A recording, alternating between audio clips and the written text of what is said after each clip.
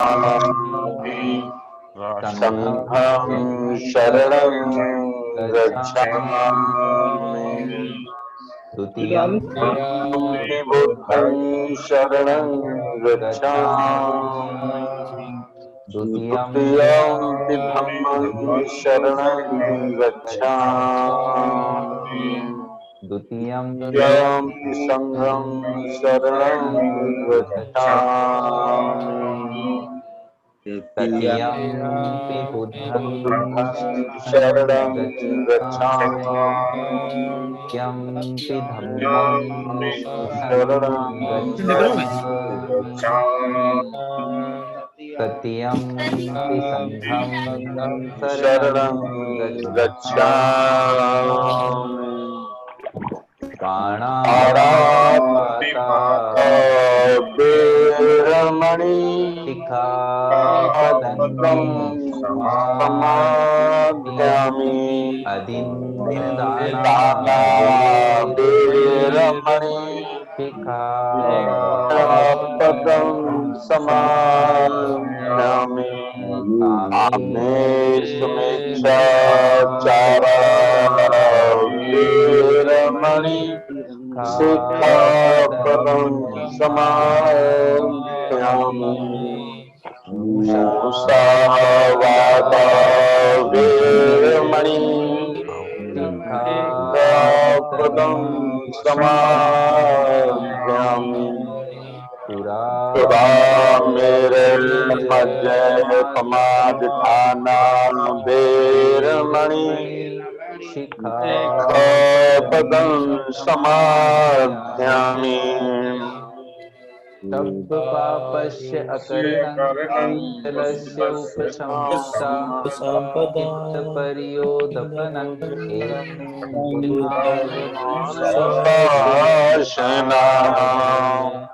शासना बुद्धं नमामि, धम्मं नमामि, संघं नमामि। सभी मान्यवरों को बुद्धाय जय प्रबुद्ध भारत। नमो बुद्धाय जय भीम। सभी साथियों को माननीय अध्यक्ष महोदय से मेरा अनुरोध है कि आज के दिशा निर्देश जारी करें, फिर हम बुद्ध धम्म का वाचन हमारे दोनों प्रबोधनकार प्रारंभ करें। तथागत गौतम बुद्ध, बाबा साहब डॉक्टर अंबेडकर जी, बहुजन समाज में जन्मे सभी संत गुरुओं के चरणों में नमन करते हुए आज हम लोग बाबा साहब द्वारा लिखित धार्मिक ग्रंथ बुद्ध और उनका धम्म वाचन कार्यक्रम में हिस्सा ले रहे हैं। हमारी दो बहनें सविता अंबेडकर रामपुर उत्तर प्रदेश से, रुचि आजाद बरेली उत्तर प्रदेश से आज का वाचन करेंगी। मैं मास्टर बादल सिंह बौद्ध जी जो होस्ट कर रहे हैं और संचालन कर रहे हैं कार्यक्रम का, उनसे आग्रह करना चाहता हूं कि बुद्ध और उनका धम्म वाचन कार्यक्रम प्रारंभ कराएं। मास्टर बादल सिंह बौद्ध जी और सभी को धन्यवाद। जय भीम, नमो बुद्धाय। बहुत बहुत साधुवाद माननीय साहब। मैं सभी साथियों को म्यूट कर रहा हूँ, मात्र अध्यक्ष जी का और दोनों प्रबोधनकार का माइक वही खोल सकेंगे और कोई नहीं खोल सकेगा। हेलो, तो मैं सभी साथियों को हेलो,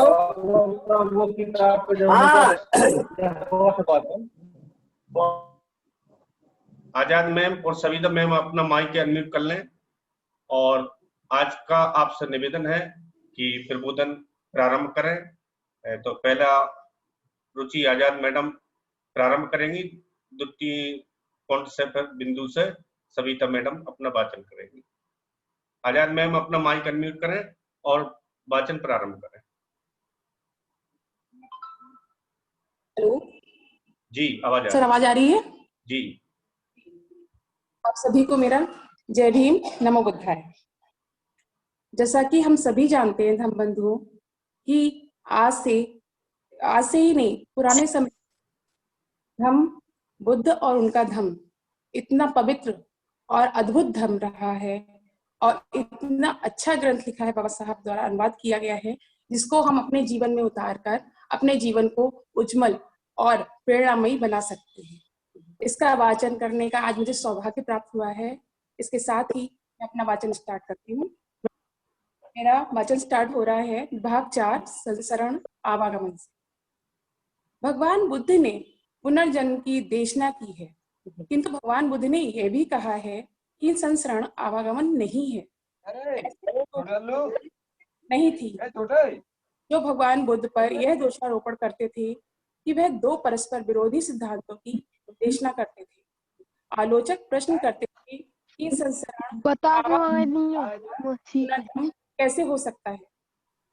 वे कहते थे यह बिना संसरण के पुनर्जन्म की बात है, भला ऐसे कैसे संभव हो सकता है, इनमें कहीं कुछ भी विरोधाभास नहीं है।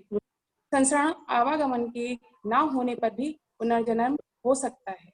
राजा मिलिंद के प्रश्नों के उत्तर में भदंत नागसेन ने इसे अच्छी तरह स्पष्ट किया है। व्यक्तित्व के राजा मिलिंद ने थेर नागसेन से प्रश्न किया, क्या भगवान बुद्ध पुनर्जन्म मानते थे? थेर नागसेन का उत्तर था हाँ। तो क्या इसमें परस्पर विरोधाभास नहीं है? थेर नागसेन ने उत्तर दिया नहीं। क्या बिना आत्मा के पुनर्जन्म संभव है? थेर नागसेन बोले हाँ, ऐसा निश्चय से हो सकता है। कृपया समझाएं ये कैसे हो सकता है? राजा बोले भंते, जहाँ संसरण नहीं है वहाँ पुनर्जन्म क्या हो सकता है? हाँ, हो सकता है, लेकिन ये कैसे हो सकता है? मुझे एक उदाहरण देकर समझाएं। राजन, मान लो कि यदि एक आदमी एक दीपक को दूसरे दीपक से जलाए तो क्या यह कहा जा सकता है कि एक का संसरण दूसरी जगह हो गया? निश्चय से नहीं। राजन, इसी प्रकार बिना संसरण के पुनर्जन्म होता है। मुझे एक और उदाहरण दें। महाराज, क्या इसको कोई छंद कविता का चरण याद है जो आपने बचपन से आचार्य से सीखा हो? हाँ, मुझे याद है। तो क्या यह छंद आपके आचार्य के मुंह में से निकल के आपके मुंह में आया? निश्चय से नहीं। राजा, इसी संसरण की पुनर्जन्म होता है। इसी संसरण बिना संसरण के पुनर्जन्म होता है। भंते, बहुत ठीक। राजा बोले भंते, क्या आत्मा जैसी कोई चीज है? यथार्थ दृष्टि से आत्मा जैसी कोई वस्तु नहीं है। भंते, बिल्कुल ठीक।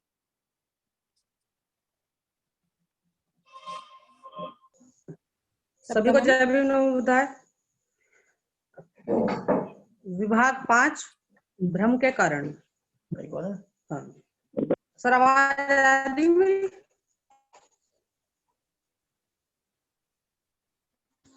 आवाज आ रही है? आवाज आ रही है सर जी। भगवान बुद्ध के उपदेशों को जिन श्रोताओं ने सुना उनमें अधिकांश भिक्खु थे। किसी भी समय विषय में भगवान बुद्ध का क्या कहना था उसे जन साधारण तक पहुंचाने वाले लेखन कला अभी विकसित नहीं हुई, तब कंठस्थ करना होता था। प्रत्येक भिक्खु जो कुछ सुनता था उसे कंठस्थ करने की चिंता नहीं करता था, लेकिन कुछ भिक्खु थे जिन्होंने कंठस्थ करना अपना व्यवसाय बना लिया था। वे भाणक कहलाते थे। बौद्ध त्रिपिटक और उसकी अट्टकथाएं समुद्र की तरह विशाल हैं।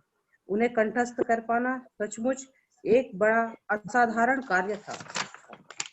प्राय ऐसा पाया गया है कि भगवान बुद्ध ने जो कुछ कहा उसे गलत ढंग से प्रस्तुत किया गया है। भगवान बुद्ध के जीवन काल में कई बार उनके वचनों के गलत प्रस्तुतिकरण की जानकारी को दी गई। उदाहरण के तौर पर ऐसे 5 अवसरों का उल्लेख किया जाता है। एक का उल्लेख अलगदपम्य सुत्त में पाया गया है, दूसरों का महाकम्म विभंग सुत्त में, तीसरे का कर्णकट्टल सुत्त में, चौथे का महातणहा सांख्य सुत्त में और 5वें का जीवक सुत्त में।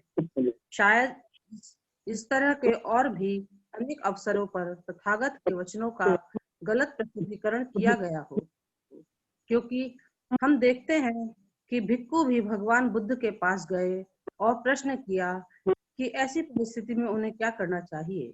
कर्म और पुनर्जन्म के बारे में बुद्ध वचनों के गलत प्रस्तुतिकरण के अवसर पर सामान्य बात है।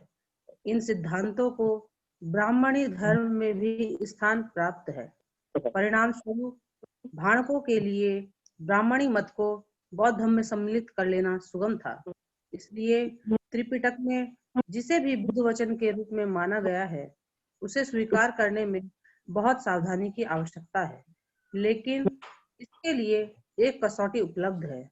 यदि कोई ऐसी बात है जिसके बारे में विश्वास के साथ कहा जा सकता है, तो वह यह है कि उनका कोई महत्व नहीं होता।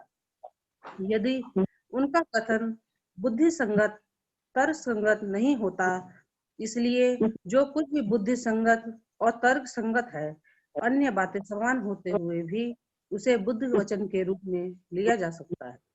दूसरी बात यह है कि भगवान बुद्ध ने कभी ऐसी बेकार की चर्चा नहीं पढ़ना चाहा जो आदमी के कल्याण के लिए लाभकारी ना हो। इसलिए कोई भी ऐसी बात जिसका आदमी के कल्याण से कोई संबंध नहीं, यदि भगवान बुद्ध के सिर मढ़ी जाती है, तो उसे बुद्ध वचन स्वीकार नहीं किया जा सकता। एक तीसरी कसौटी भी है, वह यह कि भगवान बुद्ध ने सभी विषयों को दो वर्गों में विभक्त किया है। ऐसे विषय जिनके बारे में वह निश्चित थे और ऐसे विषय जिनके बारे में वो निश्चित नहीं थे। जो विषय पहली श्रेणी में आते हैं, उनके बारे में उन्होंने अपने विचार निश्चयात्मक रूप से और अंतिम रूप से व्यक्त किए।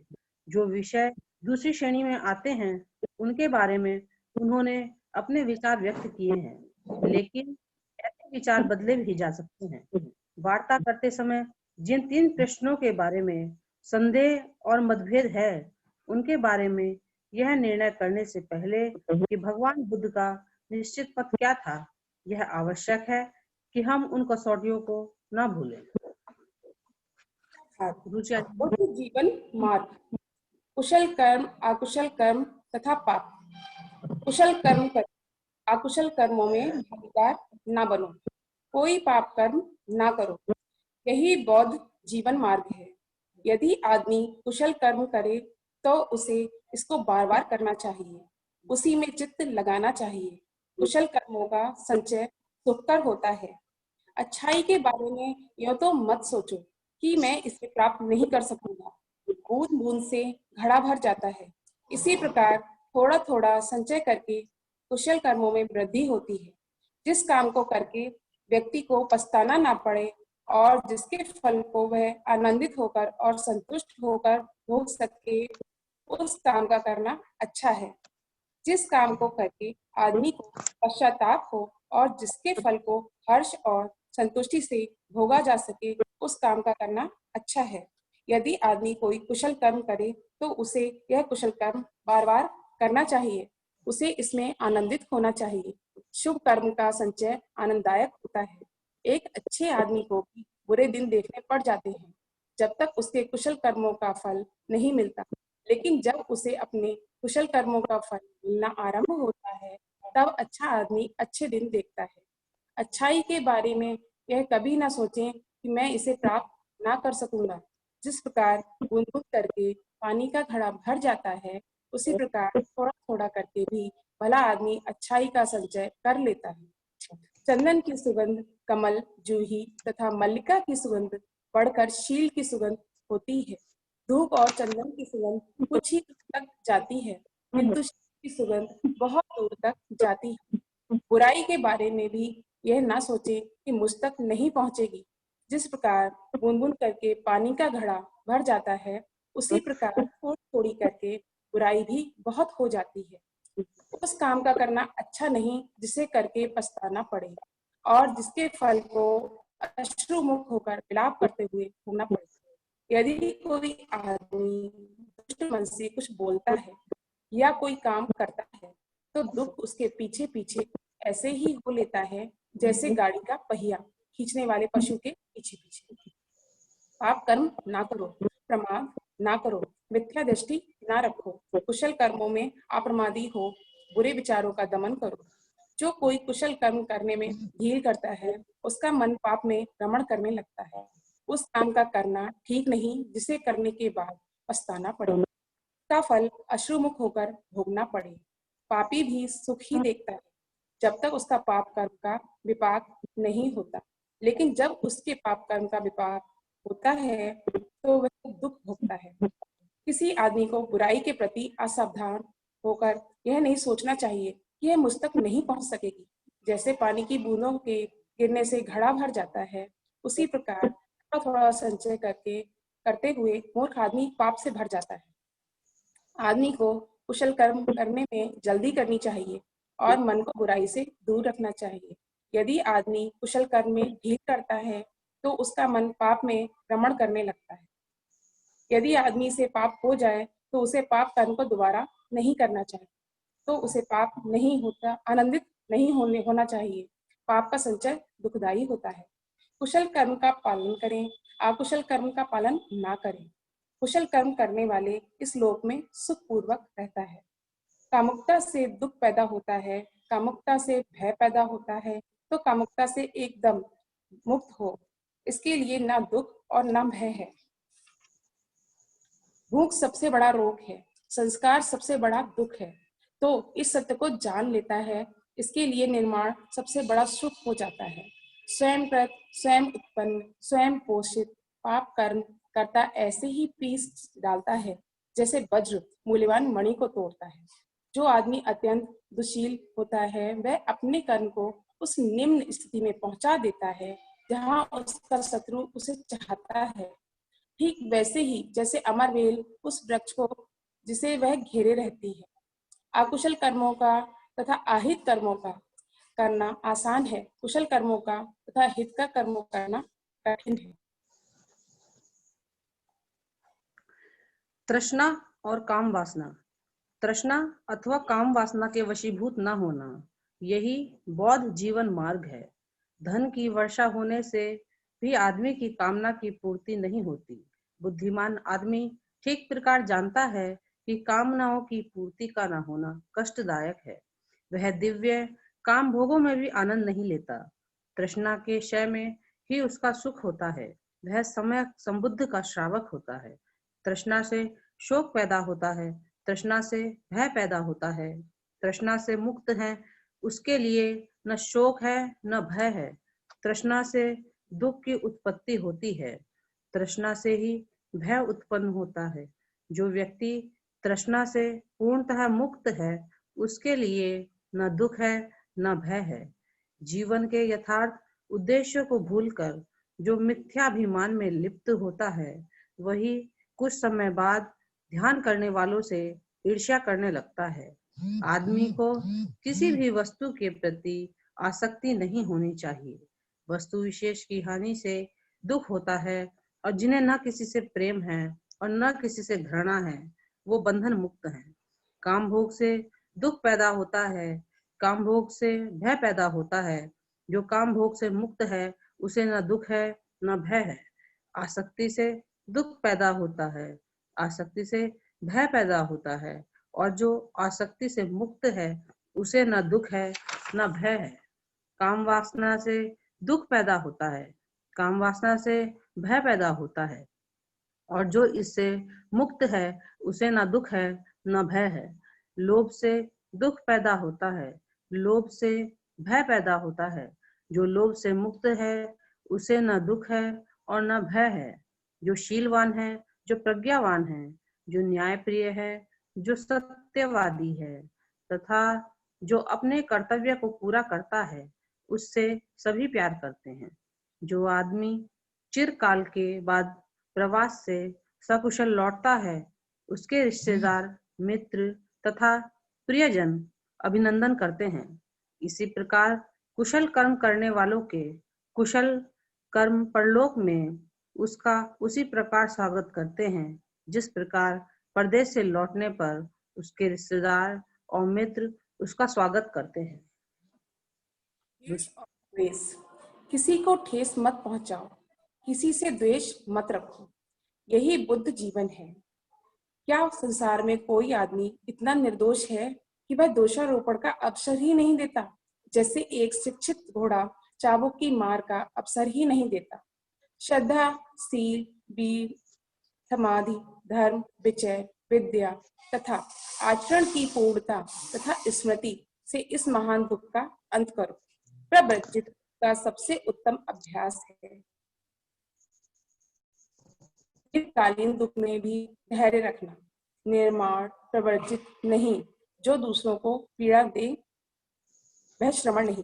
वाणी से बुरा वचन ना बोलो, किसी को हानि ना पहुंचाओ। विनय पूर्वक संयत रहना यही बुद्ध की देशना है। ना जीव हिंसा करो और ना कराओ। अपने लिए सुख चाहने वाला जो सुख चाहने वाले अन्य प्राणियों को ना कष्ट देता है और ना ही उनकी हत्या करता है, वह सुख प्राप्त करेगा। यदि कांसे के टूटे बर्तन की तरह तुम निशब्द हो जाओ तो तुमने निर्माण प्राप्त कर लिया। तुम क्रोध से मुक्त हो जाओगे।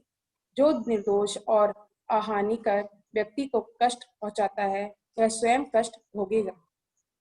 जो काशाय वस्त्र में शांत, निशब्द, अपने वश में संयत, पवित्र है और दूसरों का चंद्रान्वेषण, बुराई ढूंढना नहीं करता फिरता, वह वास्तव में एक श्रवण है, एक भिक्षु है।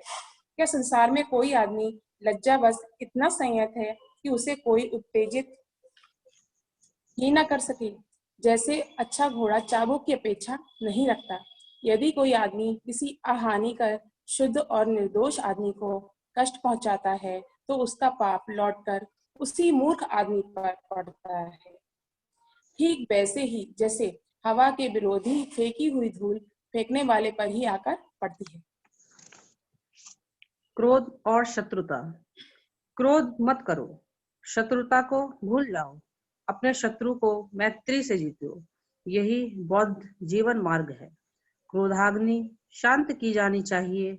जो यही सोचता रहता है कि उसने मुझे गाली दी, उसने मेरे साथ बुरा व्यवहार किया, उसने मुझे हरा दिया, उसने मुझे लूट लिया, उसका बैर कभी शांत नहीं होता। जो ऐसे विचार नहीं रखता उसी का बैर शांत होता है। शत्रु तो शत्रु की हानि करता है और घृणा करने वाले की, लेकिन अंत में यह किसकी हानि होती है? आदमी को अक्रोध से जीतें, बुराई को भलाई से जीतें, लोभी को उदारता से जीतें और झूठे को सच्चाई से जीतें। सत्य बोलें, क्रोध न करें, थोड़ा होने पर भी दें, क्रोध का त्याग करें, अभिमान को छोड़ दें, सब बंधनों को तोड़ दें। जो आदमी नाम रूप में आसक्त नहीं है, जो किसी भी चीज को अपनी नहीं समझता, उसे कोई कष्ट नहीं होता। जो चढ़े क्रोध को भ्रमण करते रथ की भांति पकड़ ले, उसे मैं सारथी कहता हूँ। दूसरे लोग तो लगाम थामने वाले मात्र हैं। विजय तो बैर को उत्पन्न करती है और पराजित आदमी दुख की नींद सोता है। राग आदि द्वेष जिसके शांत हैं, वह जय पराजय को छोड़कर सुख की नींद सोता है। कामाग्नि के समान आग नहीं, घृणा के समान दुर्भाव नहीं, जीवन स्कंदों के समान दुख नहीं और निर्वाण से बढ़कर कोई सुख नहीं। बैर से बैर कभी शांत नहीं होता, प्रेम से ही बैर को शांत किया जाता है और यही सनातन नियम है। व्यक्ति, मन और मन के मैल। आदमी वैसा ही होता है जैसा उसका मन उसको बना देता है। सन्मार्ग पर आगे बढ़ने के लिए मन को साधना पहले कदम है। बौद्ध जीवन मार्ग में यह मुख्य शिक्षा है। हर बात में मन ही प्रमुख तत्व है, मन ही सर्वश्रेष्ठ है। यदि कोई आदमी दुष्ट मन से बोलता है या करता है तो दुख उसके पीछे ऐसे ही हो लेता है जैसे गाड़ी के पहिए गाड़ी खींचने वाले पशु का पीछा करते हैं। यदि आदमी सच मन से बोलता है या करता है तो कभी साथ न छोड़ने वाली छाया की तरह सुख उसका पीछा करता है। रक्षित होने में कठिन और दिग्दर्शित होने में कठिन इस चंचल मन को मेधावी आदमी उसी प्रकार सीधा करता है जैसे बाण चलाने वाला बाण को। जिस प्रकार पानी से बाहर निकालकर भूमि पर फेंक दी गई मछली फड़फड़ाती है, उसी प्रकार मार, द्वेष, राग, मोह के फंदे से मुक्त होने के लिए यह मन भी फड़फड़ाता है, जिसे नियंत्रण में करना कठिन है। जो चंचल है, जो हमेशा आनंद ही खोजता है, ऐसे मन को नियंत्रण में रखना अच्छा है। नियंत्रित मन सुख लाता है। अपने आप को एक दीप के समान बनाओ, परिश्रम करो। जब तुम्हारे चित्त मलों का नाश हो जाएगा और तुम निर्दोष हो जाओगे तो तुम मनोनीत दिव्य लोक को प्राप्त हो जाओगे। बुद्धिमान पुरुष क्षण क्षण क्रमशः थोड़ा थोड़ा अपने मैल को वैसे ही जलाए जैसे कि सुनार चांदी के मैल को जलाता है। लोहे के उत्पन्न मैल जैसे जिससे उत्पन्न होता है उसे ही खा जाता है, उसी प्रकार अति चंचल पुरुष के अपने ही कर्म उसे दुर्गति की ओर ले जाते हैं। लेकिन जब मैलों से भी बढ़कर एक मैल है अविद्या, अविद्या सबसे बढ़कर मैल है। हे भिक्षुओं, इस मैल का त्याग कर निर्मल बनो। जो आदमी कौवे की तरह निर्लज्ज है, शरारती है, दुस्साहसी है, दुष्ट है, उसका जीवन सुखपूर्वक बीतता है। लेकिन जो आदमी विनम्र है, सदैव पवित्रता का ध्यान रखता है, अनासक्त है, शांत है, निर्मल है, बुद्धि युक्त है, ऐसे आदमी के जीवन में कठिनाइयां घेरे रहती हैं। जो आदमी जीव हिंसा करता है, जो झूठ बोलता है, जो चोरी करता है, जो पर स्त्री गमन करता है, यह यही इसी संसार में अपने जीवन का नाश कर लेता है। जो आदमी शराब आदि नशीली चीजों का सेवन करता है, वह इस प्रकार इसी लोक में अपनी कब्र खोदता है। हे पुरुष, पापियों असंयमियों के बारे में ऐसा जान ले ताकि मुझे लोभ और पाप कर्म चिरकाल तक दुख में ही न डाले रहे। संसार अपने श्रद्धा या खुशी के अनुसार किसी को देता है। यदि आदमी दूसरों को दिए गए खाने पीने से उठता है तो उसको न दिन में और न ही रात में शांति मिल सकती है। जिसके मन में ऐसे भावना जड़मूल हो जाती है, वह दिन रात शांति को प्राप्त होता है। राग के समान आग नहीं और लोभ के समान अभोग नहीं। दूसरों के दोष आसानी से दिखाई देते हैं, अपने दोषों को देखना कठिन है।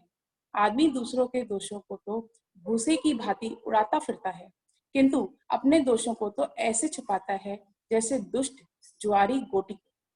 जो आदमी दूसरों के दोष ही देखता रहता है और सदा हाय हाय करता है, उसे आश्रय बढ़ते जाते हैं। वह चित्तमलों का नाश करने से बहुत विरत होता है। सभी पापी से दूर रहो, कुशल कर्म करो, अपने चित्त को शुद्ध रखो, यही बुद्ध की शिक्षा है।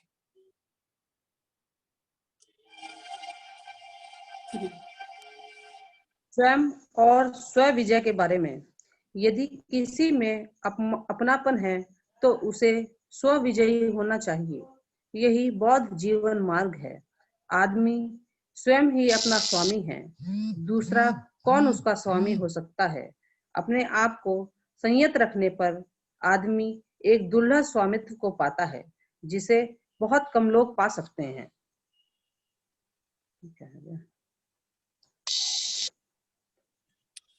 जो मूर्ख पूजनीय अरहतों के आर्यों के अथवा शीलवानों के शासन का तिरस्कार करता है, उसे और झूठे सिद्धांतों का अनुसरण करता है, वह काष्ठ के फल की तरह अपने विनाश का स्वयं ही कारण बनता है। आदमी अपने आप ही पाप कर्म करता है और अपने आप ही दुख उठाता है। अपने आप ही पाप कर्म से विरत रहता है, अपने आप ही शुद्ध होता है, और शुद्धि और अशुद्धि प्रत्येक की व्यक्तिगत बात है। कोई व्यक्ति दूसरे को शुद्ध नहीं कर सकता। जो केवल सुखों को ही देखना पसंद करता है, जो इंद्रियों में असंयत है, जो भोजन में मात्रा को नहीं जानता, जो प्रमादी और शिथिल है, जो हीनवीर है, उस आदमी को उसके अपने असंयत कर्म ही ऐसे उखाड़ देते हैं जैसे वायु दुर्बल पेड़ को उखाड़ फेंकती है। जो सुखों की कामना किए बिना जीता है, जिसकी इंद्रियां संयत हैं, जो भोजन में मात्रा को जानता है, जो श्रद्धावान है तथा वीर्यवान है, वह वैसे ही स्थिर रहता है जैसे वायु के सामने ठोस पर्वत। यदि आदमी अपने आप को प्रिय समझता है तो उसे अपना ध्यान रखना चाहिए। सबसे पहले अपने आप को ही ठीक मार्ग पर लगाएं, तभी दूसरों को उपदेश दें। बुद्धिमान आदमी किसी को ऐसा अवसर न दे कि दूसरे उसे कुछ कह सके। अपने आप को काबू में रखना कठिन है। यदि आदमी अपने आप को वैसा बनाए जैसा कि वह दूसरों को उपदेश देता है, तो इस प्रकार ठीक संयत आदमी दूसरों को संयत रख सकता है। आदमी स्वयं ही अपने आप पाप कर्मों का फल भोगता है। स्वयं ही पाप से विरत रहने पर वह परिशुद्ध होता है। शुद्धि और अशुद्धि दोनों ही व्यक्तिगत हैं। कोई दूसरे को परिशुद्ध नहीं कर सकता। युद्ध में हजारों हजारों को जीतने से अच्छा है स्वयं को जीत लेना। वही महान संग्राम विजयी है। पहले अपने आप को ठीक मार्ग पर लगाएं, तब दूसरों को उपदेश दें। बुद्धिमान आदमी को चाहिए कि वह शिकायत का अवसर न दे। यदि आदमी अपने आप को वैसा बनाए जैसा कि वह दूसरों को उपदेश देता है, तब इस प्रकार संयत आदमी दूसरों को भी संयत रख सकता है। अपने आप को संयत रख पाना कठिन है। वास्तव में आदमी स्वयं ही अपना संरक्षक है। दूसरा कौन संरक्षक हो सकता है? अपने आप को सुरक्षित रखकर आदमी एक ऐसा संरक्षक पाता है जिसका मिल पाना कठिन है। यदि आदमी को अपना आप प्रिय है, तो उसे अपनी सुरक्षा करनी चाहिए। आदमी स्वयं अपने आप पाप का फल भोगता है। स्वयं ही वह परिशुद्ध होता है। शुद्धि और अशुद्धि दोनों व्यक्तिगत हैं। कोई भी दूसरे को परिशुद्ध नहीं कर सकता। आदमी स्वयं अपना संरक्षक है। दूसरा कौन संरक्षक हो सकता है? यदि आदमी अपना संरक्षण करता है, तो वह ऐसे संरक्षक को प्राप्त करता है जिसके समान संरक्षक मिलना कठिन है। प्रज्ञा, न्याय और कुशल संगति। प्रज्ञावान बनो, न्यायशील रहो और अच्छी संगति रखो। यही बौद्ध जीवन मार्ग है। यदि कोई ऐसा आदमी मिले तो की वर्जना करे, जो फटकार लगाए और जो बुद्धिमान हो, तो उस आदमी का अनुसरण ऐसे ही करो जैसे किसी खजाना बताने वाले का अनुसरण किया जाता है। उसका अनुसरण किया जाना उत्तम होगा, बुरा नहीं। जो उपदेश दे, सुमार्ग दिखाए तथा कुमार्ग पर जाने से रोके, वह सज्जनों को तो प्रिय होता ही है, किंतु दुर्जनों को भी अप्रिय। पापी पुरुषों की संगति ना करो, दुष्ट पुरुषों की संगति ना करो। सदाचारियों को मित्र बनाओ, श्रेष्ठ पुरुषों को मित्र बनाओ। जो धम्मा अमृत का पान करता है, वह शांत चित्त से प्रसन्नता पूर्वक रहता है। श्रेष्ठ पुरुषों द्वारा उपदिष्ट धम्म में बुद्धिमान आदमी सदा सुखी रहता है। पानी से जाने वाले पानी ले जाते हैं, बाण बनाने वाले बाण को सीधा करते हैं, बढ़ई लोग लकड़ी को सीधा करते हैं और बुद्धिमान अपने आप को विनीत बनाते हैं। जिस प्रकार एक ठोस पर्वत वायु के झोंके से नहीं हिल पाता, उसी प्रकार पंडित जन निंदा और प्रशंसा से विचलित नहीं होते। धम्म सुनने के पश्चात बुद्धिमान जन एक गहरी, धीर और शांत झील की तरह स्वच्छ हो जाते हैं। सत्पुरुष सभी परिस्थितियों में समान बने रहते हैं। सत्पुरुष वासनाओं की तृप्ति के लिए कभी मुंह नहीं खोलते। वे चाहे सुख का अनुभव करें अथवा दुख का, वे आनंदित व उदास भाव प्रदर्शित नहीं करते। जब तक पाप कर्म पकता नहीं, तब तक मूर्ख आदमी इसे मधु की तरह मधुर समझता है, लेकिन जब पाप कर्म पकता है, तब मूर्ख आदमी दुखी होता है। जब मूर्ख आदमी पाप कर्म करता है, तो वह नहीं जानता कि मैं पाप कर्म कर रहा हूँ, लेकिन दुष्ट आदमी अपने ही पाप कर्मों से आग के समान जलता है। जागने वाले के लिए रात लंबी होती है, थके के लिए योजन लंबा होता है। सच्चे धर्म को न जानने वाले मूर्ख के लिए जीवन लंबा होता है। विचरण करने के समय यदि विचरण करते समय यदि अपने से श्रेष्ठ या अपने समान व्यक्ति को ना पाए, तो दृढ़ता के साथ अकेले ही विचरण करें। मूर्खता से मित्रता ठीक नहीं।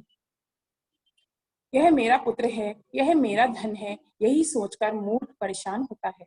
जब शरीर ही अपना नहीं है, तो कहाँ पुत्र और कहाँ यह धन? अपना क्या होगा? अकेले रहना अच्छा है, मूर्ख की संगति अच्छी नहीं। जो मूर्ख होने पर अपनी मूर्खता को जानता है, वह कम से कम इस अंश तक तो पंडित होता है, किंतु वो मूर्ख होकर भी अपने को पंडित होने का दम भरता है, यही यथार्थ में मूर्ख होता है। यदि मूर्ख जीवन भर पंडित की सेवा में रहे तो भी वह धर्म को वैसे ही नहीं जान सकता जैसे कि कचली दाल के रस को। चाहे विद्वान पुरुष एक मुहूर्त ही पंडित की सेवा में रहे, शीघ्र ही धर्म को जान सकता है, जैसे कि जीभ सूप के रस को। दुर्बुद्धि मूर्ख अपना शत्रु स्वयं होकर पाप कर्म करते विचरण करता है, जिसका फल कड़वा होता है।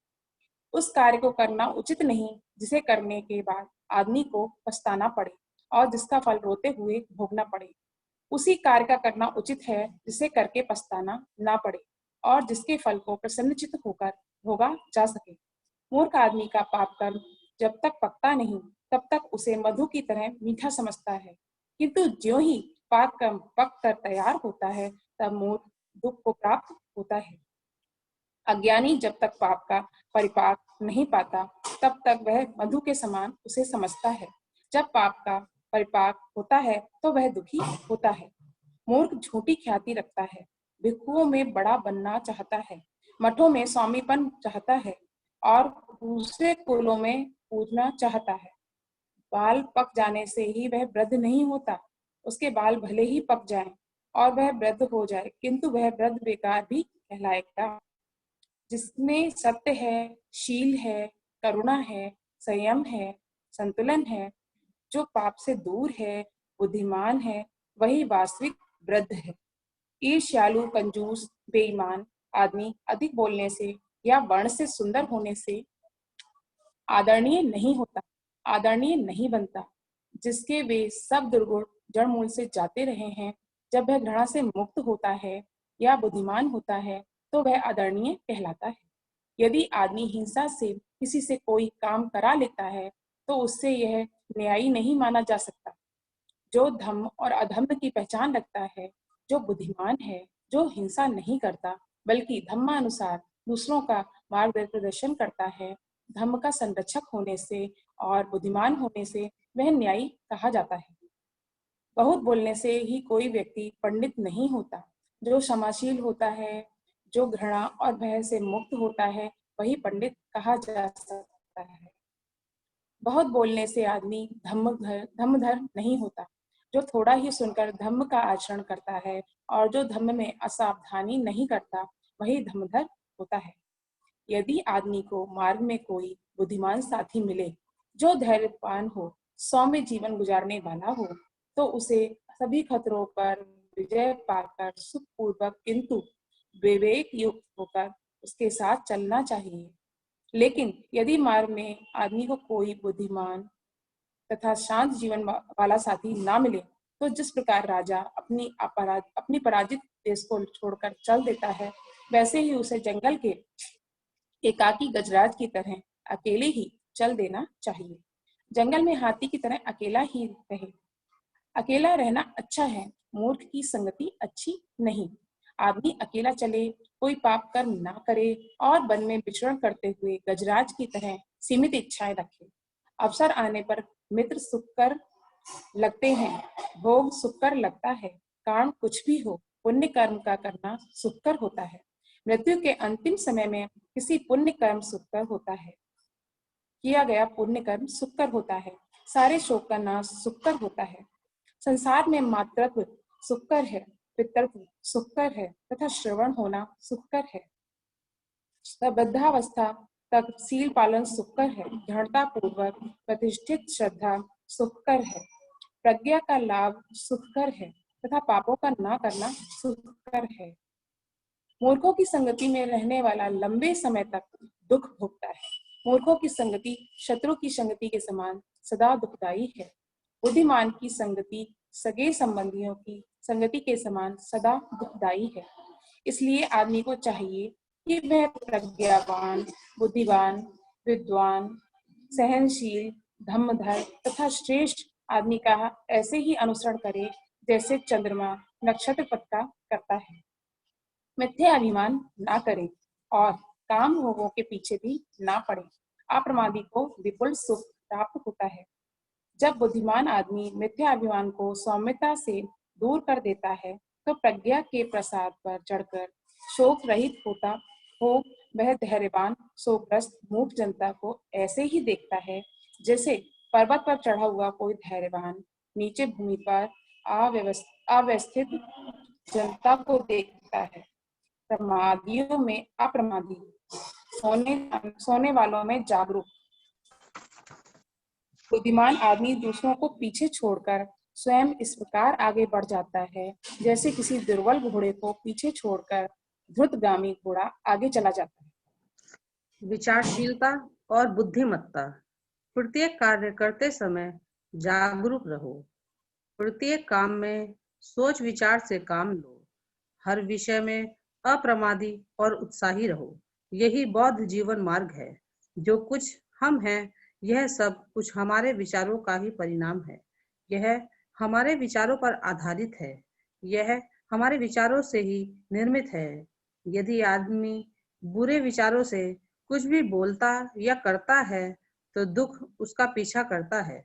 यदि आदमी पवित्र विचारों से कुछ बोलता या करता है तो सुख उसका पीछा करता है। इसलिए पवित्र विचार महत्वपूर्ण है। विचारहीन मत बनो, विचारवान बनो। दलदल में फंसे हुए हाथी की तरह अपने आप को पाप से उबारो। आदमी को चाहिए कि वह अपने चित्त की रक्षा करे। चित्त में पैदा होने वाले विचारों को समझ पाना कठिन है। वह चंचल है, वह जहाँ चाहे झट से चला जाता है। ठीक प्रकार सुरक्षित चित्त सुख लाता है। जिस प्रकार ठीक से न छाई गई छत में वर्षा का पानी घुस जाता है, ठीक उसी प्रकार असंयत चित्त में राग प्रवेश कर जाता है। जिस प्रकार ठीक से छाई हुई छत में वर्षा का पानी नहीं घुस पाता, ठीक उसी प्रकार संयत चित्त में राग का प्रवेश नहीं हो पाता। पहले तो यह चित्त जहाँ चाहे चला जाता था, लेकिन अब मैं इस चित्त को वैसे ही संयत रखूंगा जैसे मस्त हाथी को महावत अंकुश से वश में रखता है। जहाँ चाहे वहां जाने वाले उस चित्त को साधना अच्छा है जो वश में नहीं रह पाता, किंतु साधा गया चित्त सुख लाता है। जो इस दूरगामी चित्त को संयत रखेंगे वे मार्ग के बंधन से मुक्त रहेंगे। यदि आदमी का चित्त अस्थिर है, यदि वह धम्म का जानकार नहीं है, यदि उसका चित्त शांत नहीं है, तो उसकी प्रज्ञा कभी पूर्णता को प्राप्त नहीं होती। एक द्वेष से भरा हुआ जितना हानि द्वेष भरे की करता है, एक शत्रु जितनी हानि अपने शत्रु की करता है, गलत मार्ग पर लगा चित्त उससे कहीं अधिक हानि करता है। ठीक मार्ग पर लगा चित्त आदमी की जितनी भलाई कर सकता है, उतनी भलाई न माता, न पिता और न ही दूसरे रिश्तेदार कर सकते हैं। बहुत बहुत साधुवाद माननीय दोनों हमारे प्रबोधनकार बहनों को। आपने बहुत ही अच्छा प्रबोधन रखा। अब मैं आज की अध्यक्षता कर रहे कार्यक्रम की माननीय राष्ट्रीय अध्यक्ष महोदय से अनुरोध करता हूं कि आज का अध्यक्षीय उद्बोधन रखें माननीय धर्म प्रकाश भारती साहब। और सभी साथियों से मेरा निर्देश है कि 60 में से 40 साथियों ने पोल किया है, 20 साथी और पोल कर लें, इससे हम खत्म करें। पुण्य महापुरुषों को वंदन करते हुए अपनी दोनों उपासिका बहनें सविता अम्बेडकर जी, रुचि आजाद जी का मैं बहुत बहुत आभार व्यक्त करता हूं कि उन्होंने काफी सुंदरता के साथ काफी अच्छे शब्दों में बुद्ध और उनके धम्म का वाचन किया है। ये बाबा साहब डॉक्टर अम्बेडकर के जीवन के अंतिम समय की उपलब्धि है जो उन्होंने बुद्ध और उनका धम्म उनको लिख कर दिया, और इसे प्रत्येक घर में परिवार के साथ बांटा जाना चाहिए, पढ़ा जाना चाहिए। सामूहिक रूप से भी इसका प्रत्येक बुधवार को वाचन होना चाहिए। ये प्रक्रिया शुरू करने के लिए, ऐसी परंपरा शुरू करने के लिए राष्ट्रीय बौद्ध महासभा ने ऐसा निर्णय लिया है कि हम लोग इससे 140 करोड़ भारतवासियों के बीच में बुद्ध और उनका धम्म जो ग्रंथ है उसका वाचन शुरू होना चाहिए। तो मैं निवेदन करना चाहता हूं, मैंने पहले भी कहा और आज पुनः फिर कह रहा हूं कि जितना वाचन सुनने से मन को शांति की अनुभूति होती है, जितना वाचन सुनने से ज्ञान का अर्जन होता है, उतना केवल पढ़ लेने से नहीं होता है। मैंने बुद्ध और उनका धम्म ग्रंथ को कई बार पढ़ा है, लेकिन जितना आनंद और जितना ज्ञान सुनने से हासिल होता है, उतना केवल पढ़ने से हासिल नहीं होता है। तो ये अच्छी परंपरा है और दोनों बहनों को बहुत बहुत धन्यवाद। जितने साथी लोग जुड़े सबको भी बहुत बहुत धन्यवाद। और चूंकि हमें रुचि बढ़ानी है तो ज्यादा से ज्यादा हम साथियों को जोड़ने का हमेशा प्रयास करें। हमेशा ये ना सोचे कि हमने एक साथी जोड़ दिया है तो हमारी ड्यूटी पूरी हो गई। एक को जोड़ने के बाद दूसरे को जोड़ें, दूसरे को जोड़ने के बाद तीसरे को जोड़ें, तीसरे को जोड़ने के बाद चौथे को जोड़ें। जोड़ने का ये क्रम हमारा जारी रहना चाहिए। जैसे प्रत्येक दिन हम नहाते हैं, दैनिक क्रियाओं से निवृत्त होते हैं, भोजन करते हैं, प्रत्येक दिन जैसे हम करते हैं, ऐसे ही प्रत्येक दिन हमें धम्म प्रचार प्रसार और धम्म से साथियों को जोड़ना है। हमारी एक राष्ट्रीय महिला विंग की जो अध्यक्ष है अंजू भट्ट जी, मैं उनको अकेले में जब बात करता हूँ तो दीदी कहता हूँ, तो वो मुझे कह रही थी कि सर मतलब क्या समझाना है लोगों को। तो मैंने कहा जितना आप समझ गए हैं उतना ही समझाना। बड़ा छोटा काम है, ये कोई बड़ा काम नहीं है। जो बात हमारी समझ में आ गई है, जो रुचि हमारे मन में आ गई है, जो चेतना हमारे दिलो दिमाग में आ गई है, केवल इतनी सी ही समाज के लोगों में हमें लानी है। इससे बड़ा काम हमें नहीं करना। तो आज के सभी श्रोताओं को बहुत बहुत धन्यवाद, बहुत बहुत उनका साधुवाद। मैं मास्टर बादल सिंह बौद्ध जी से निवेदन करूंगा कि सभ्य सत्ता के साथ आज के धम्म वाचन कार्यक्रम का समापन करें। बहुत बहुत धन्यवाद। सभी साथियों से अनुरोध है, सभी साथी दोनों हाथ जोड़कर धम्म पालन गाथा हम सब एक साथ दोहराएंगे। और मैं सभी साथियों के माइक इधर से अनम्यूट करने की अनुमति दे रहा हूं। आप सभी अपने माइक अनम्यूट कर सकते हैं। सभी अपने माइक पुनः अनम्यूट कर लेंगे। सभी साथियों से अनुरोध है, माइक अनम्यूट कर लेंगे। आपसे भी अनुरोध है, माइक अनम्यूट कर लें। माइक अनम्यूट कर लें, सभी साथियों से अनुरोध। सभ्य सत्ता होतु चखे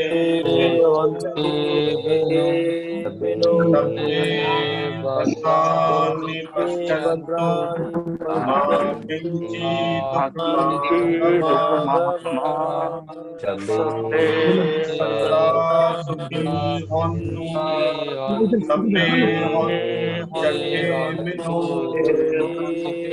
सभ्ये भद्राणि पश्यन्तु मा किञ्चित् दुःखमागमः सभ्ये सत्ता सुखिनो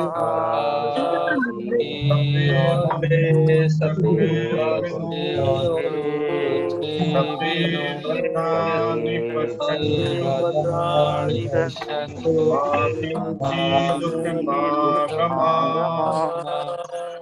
किञ्चित् दुःखमागमः। साधु नमामि नमामि।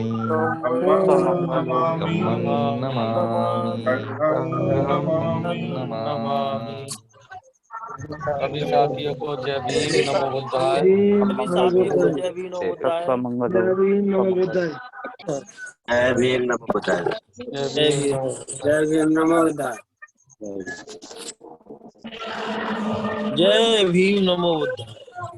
जय भीम नमो बुद्धाय। जय भीम नमो बुद्धाय। जय भीम नमो बुद्धाय। नमो बुद्धाय। जय भीम। भाई कौन बड़ा अच्छा जय भीम नमो बुद्धाय। आज